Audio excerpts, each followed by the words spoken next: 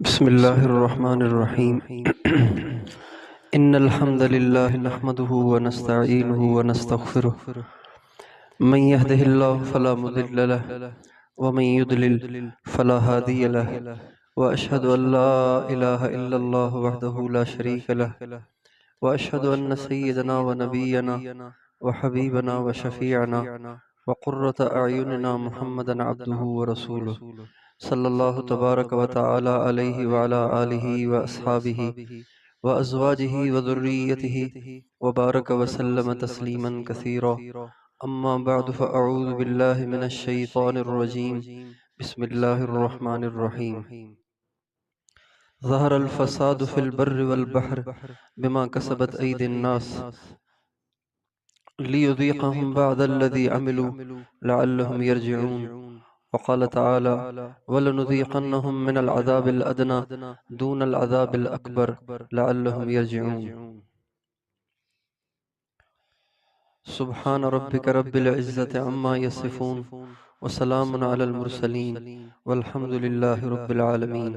اللهم صل على سيدنا محمد وعلى آل سيدنا محمد وبارك وسلم۔ میرے محترم دوستو اور بزرگوں، اللہ تعالیٰ کا ایک قانون ہے اور ایک سنت ہے کہ جب انسانوں کے اعمال اچھے ہوتے ہیں تو وہ اچھے حالات بھیجتا ہے، اور جب انسانوں کے حالات برے ہو جاتے ہیں، ان کے اعمال برے ہو جاتے ہیں، تو اللہ تعالیٰ ان کے حالات کو بھی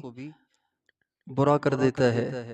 ان پہ پریشانیاں بھیجتا ہے، ان پہ مسائل بھیجتا ہے۔ اللہ تعالیٰ کا یہ ایسا اٹل قانون ہے کہ جس میں پہلے کبھی بھی تبدیلی نہیں ہوئی، آج بھی تبدیلی نہیں ہو سکتی، آئندہ بھی تبدیلی نہیں ہو سکتی۔ اس وقت ساری دنیا کے انسان حالات سے پریشان ہیں، مسائل سے پریشان ہیں، ہر انسان کے ساتھ پریشانیاں ہیں، اجتماعی پریشانیاں بھی ہیں، انفرادی پریشانیاں بھی ہیں۔ ہر ایک کے گھر کے اتنے سارے مسائل ہیں کہ اگر وہ لکھے جائیں تو کاپیاں بھر جائیں۔ اتنے سارے ہر انسان کے ساتھ ذاتی گھریلو مسائل ہیں، اور اجتماعی مسائل بھی بہت ہیں۔ نہ جان محفوظ ہے، نہ مال محفوظ ہے، نہ عزت اور آبرو محفوظ ہے، اور نہ عدالتوں میں ہمیں عدل ملتا ہے، نہ ہمیں حکومت کی طرف سے حفاظت ملتی ہے۔ یہ سارے کا سارا نظام درم برم ہوا پڑا ہے۔ تو لوگ اس کی وجہ سمجھتے ہیں انسانوں کو سمجھتے ہیں، ساری دنیا اس کی وجہ اوروں کو ٹھہراتی ہے۔ ہر ایک نے اپنے ہاتھ کی انگلی کو دوسرے کی طرف اٹھایا ہوا ہے، ہر ایک یہ سمجھتا ہے کہ اس کا قصور ہے، یہ ظالم ہے، وہ ظالم ہے، جبکہ اللہ تعالیٰ نے قرآن پاک کے اندر مجھے اور آپ کو ایک نظریہ دیا ہے۔ اگر اس نظریے کو دنیا کے سارے انسان سمجھ لیں، اس کو اختیار کر لیں، تو سارے مسائل کا حل نکل سکتا ہے، ساری پریشانیوں کے دور ہونے کی صورتیں پیدا ہو سکتی ہیں۔ وہ نظریہ یہ ہے کہ اللہ تعالیٰ فرماتے ہیں تم پر جو بھی پریشانی آتی ہے، ظہر الفساد فی البر والبحر بما کسبت ایدی الناس، تم پہ جو بھی پریشانیاں آئی ہیں اور آ رہی ہیں، ان سب کے پیچھے تمہارے اپنے کرتوت ہیں۔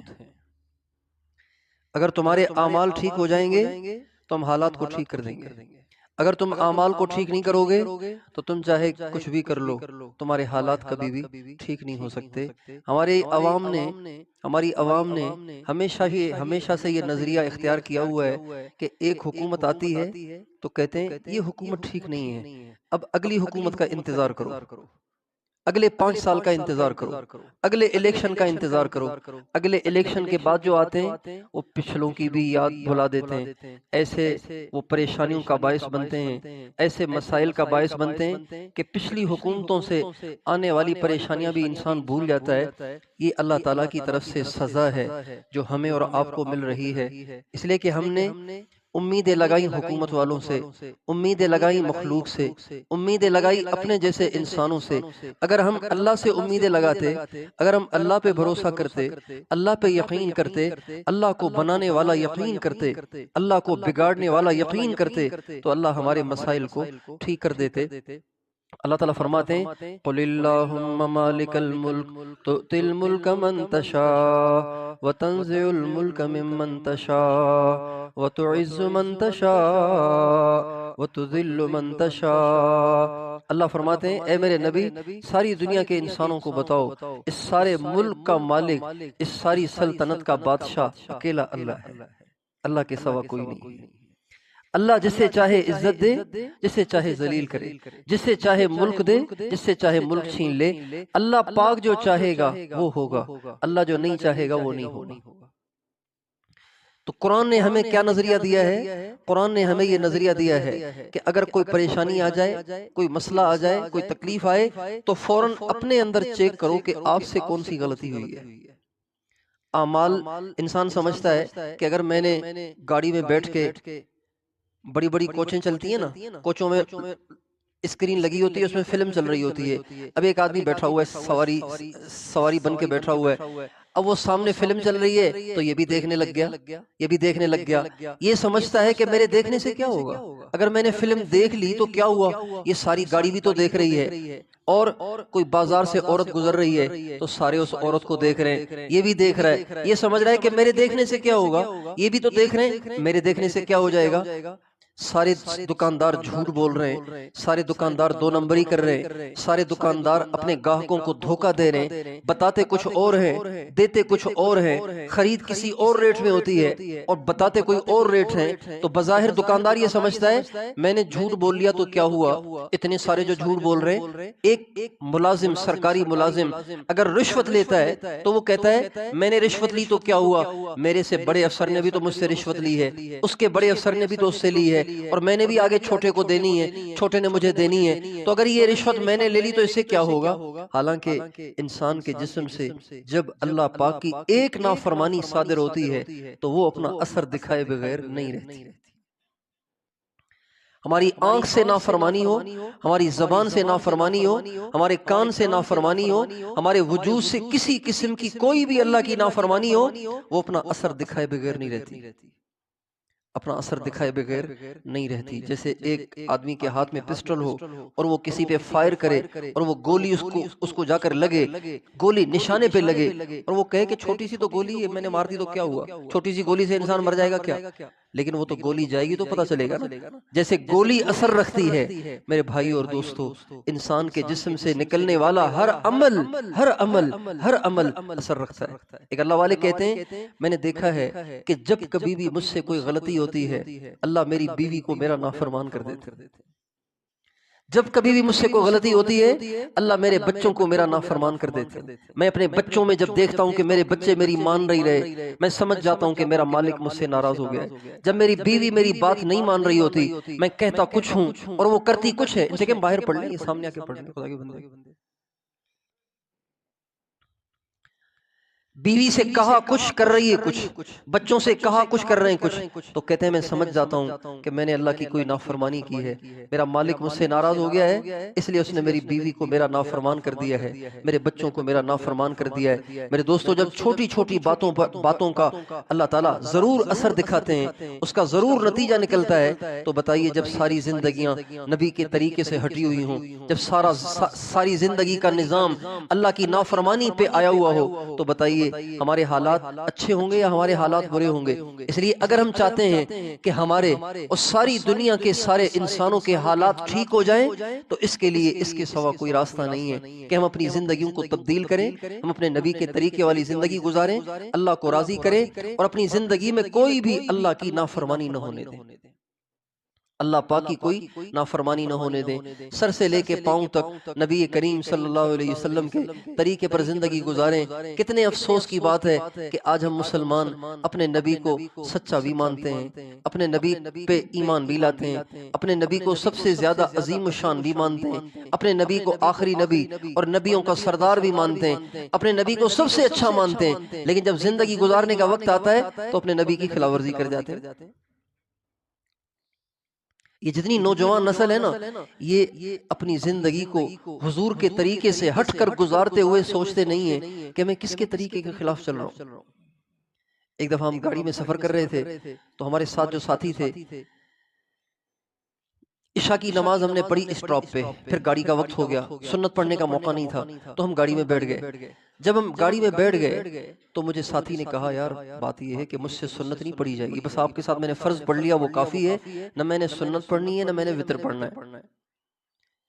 تو اس نے تو بس ایسی بات کہہ دی کہ مجھ سے سنت نہیں پڑھی جائے گی۔ تو میں نے اس سے کہا آپ کو پتہ ہے آپ کس کی سنت کا انکار کر رہے ہیں؟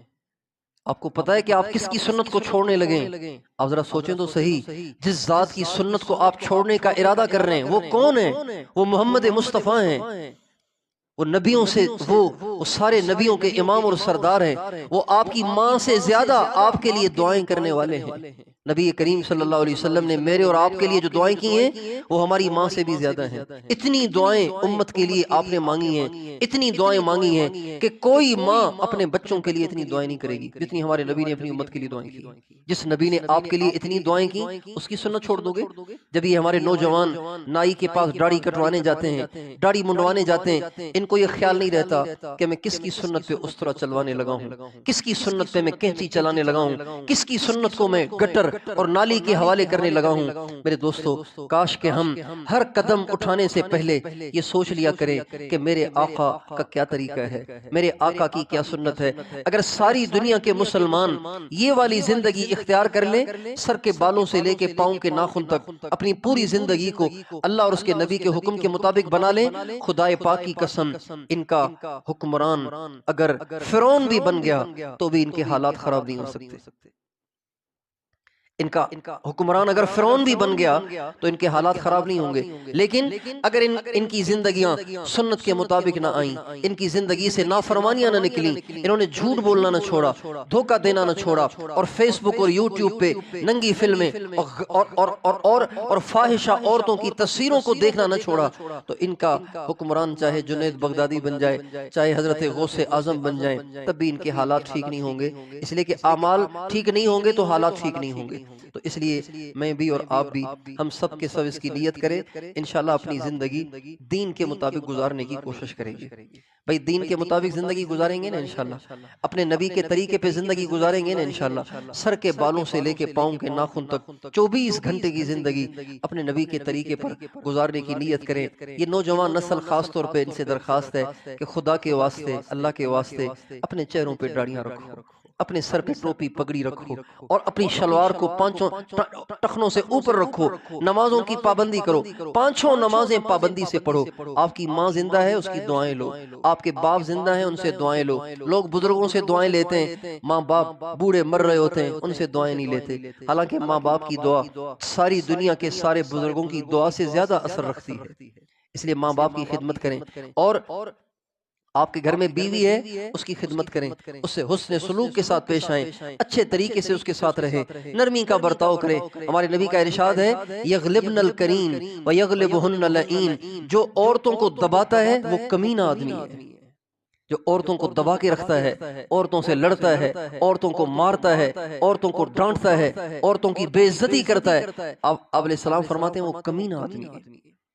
اور جو عورتوں سے دب جاتا ہے، عورتوں سے دب جاتا ہے، آپ فرماتے ہیں وہ کریم آدمی ہے، عزت والا آدمی ہے۔ اس لیے ہمیں اپنے گھروں میں خوش اخلاقی کے ساتھ رہنا چاہیے۔ بیویوں سے لڑنا، بچوں سے لڑنا، بیویوں کو مارنا، بچوں کو مارنا، یہ ہمارے نبی کا طرز نہیں ہے، یہ ہمارے نبی کا طریقہ نہیں ہے۔ اپنے پڑوسیوں کا خیال کرنا، اپنے بڑوں کا، چھوٹوں کا، سب کا خیال کرنا، یہ ہمارے نبی کی مبارک زندگی ہے۔ تو اس ساری زندگی کو اختیار فرمائیں گے انشاءاللہ، اور آج تک جو ہم سے گناہوں والے کام ہو گئے ہیں، اللہ کی نافرمانیاں ہو گئی ہیں، سنت کی خلاف ورزیاں ہو گئی ہیں، اس پہ توبہ کر لیں، اللہ بڑے مہربان ہے، اللہ معاف کر دیں گے۔ جب بندہ سچے دل کے ساتھ اپنی نافرمانیوں سے توبہ کر لیتا ہے تو اللہ تعالیٰ اس کو معاف بھی کر دیتے ہیں، اور اس کے گناہوں کی وجہ سے اس پر جو پریشانیاں آئی ہیں اللہ وہ پریشانیاں بھی ہٹا دیتے ہیں۔ اس لیے ہمارے نبی کا ارشاد ہے من لزم الاستغفار جعل اللہ لہ من کل ضیق مخرجا ومن کل ہم فرجا، جو اللہ پاک سے معافی مانگتا رہے اللہ سے اپنے گناہوں کی معافی، اللہ پاک اس کو ہر تنگی سے نکال لیتے ہیں، اس کو ہر غم سے خوشی دیتے ہیں، اور اس کو ایسی جگہ سے رزق دیتے ہیں جہاں سے وہ سوچ بھی نہیں سکتا۔ تو آپ اور میں سچی توبہ کر لیں اور یہ نیت کر لیں آج کے بعد ہم نہ اللہ کو ناراض کریں گے نہ نبی کے طریقے کے خلاف زندگی گزاریں گے۔ تیار ہیں اس کے لیے انشاءاللہ؟ اللہ تعالی ہم سب کو توفیق عطا فرمائے۔